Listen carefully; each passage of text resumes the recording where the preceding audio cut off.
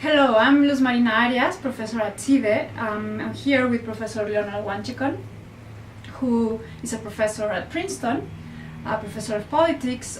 We are both here hosting the Empirical Political Economy Network conference, which is a conference, a symposium, and also a summer school.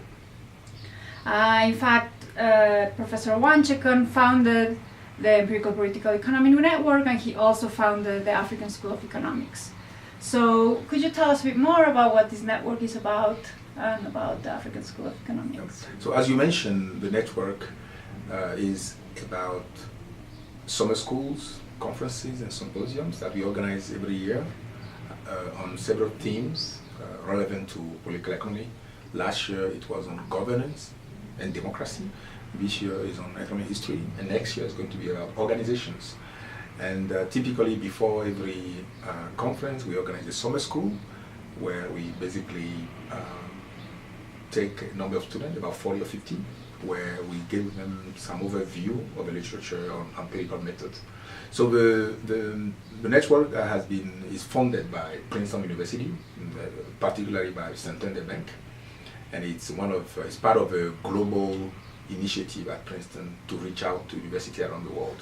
And the key partners now are like CIDE Mexico, University of Sao Paulo, African School of Economics in Africa, and Princeton University. Great. Yeah, no, we are very lucky here at CIDE to have right now this summer school and symposium and conference taking place. So you mentioned the topic is economic history. How do you think learning more about economic history can help us understand better economic development? Why did you pick this topic as a topic of political economy? So when you are studying history, you learn about history. You also learn from history. When you know about history, you know who you are, you know where you come from. You have a sense of pride, a sense of context, And that's very important, not only for young people and also for older people, because you have a better sense of like what explains our behavior, what makes us different from others, and so on. And this is very important, But learning from history is also critical for policy making, because we don't want to repeat the same mistakes, and we also want to know what works in the past and what did not work in the past. Today there is a lot of work trying to provide like prospective evaluation of policy, meaning we want to see, for instance, whether teacher training, whether decentralization of governance have an effect on development, But we can also see to what extent this kind of policy have worked, like in 19th century, early 20th century. And what is nice is that we have a longer time frame to have a richer data set that we can use to actually answer those questions properly. So learning from history is critical for policy making, and that's why we thought that this year's theme will be about economic history. But it's not just about describing facts from history. It's about analyzing historical events, and that's why the empirical method, statistics and research design that we are teaching will help, for instance, students learn much better about history than we used to. Yeah. In fact, this summer school has been focused mostly on quantitative methods, since it has been great to have all these different professors from well-known universities here with us. So what do you think all of these new quantitative methods in econometrics and statistics are then bringing back to economic history, which, as you were saying, is not a discipline that usually use these methods, at least so. Exactly. So what it does is help us to have better data, because before you used to run a set of qualitative interviews and and then you record and you write them beautifully and to sort of convey a story. Now you can actually have a number of people living in one place. How many of them were teachers? How many of them were farmers?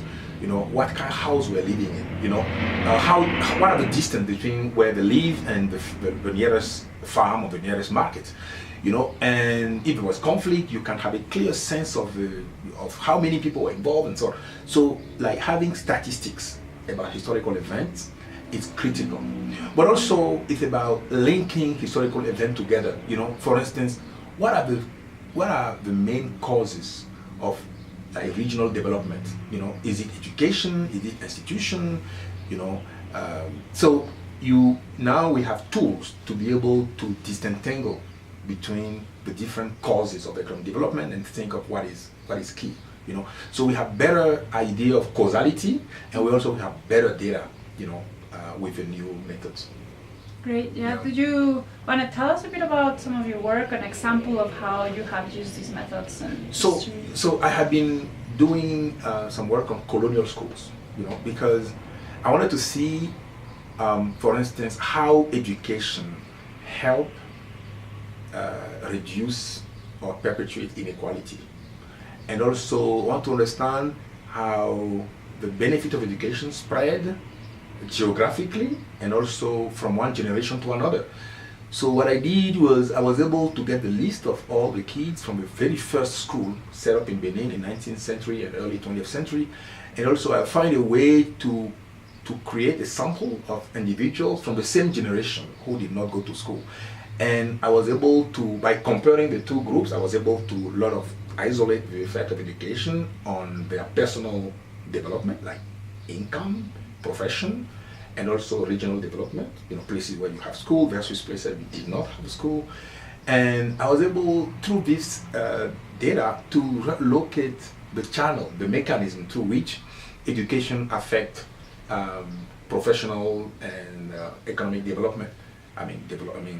Increase in income. Mm-hmm. And I find the key factor was aspiration. Like those who have been to school were able to be influential, were able to inspire others around them, And besides that, school brought a lot of public good, like not only new schools, but also clinics, roads, and so on. So local development came about around the school. So by looking at colonial school, I have a better sense of how we can reform education system in Benin or in Africa today, because I have historical fact to back up the claim and the ideas that I have about how to reform education in Africa today. Great. Well, thank you very much. And we'll have more information online about the conference. We're having a conference on Tuesday and Wednesday. And there's information about the events and for what will happen next year as well. Yeah. Will probably be on the webpage.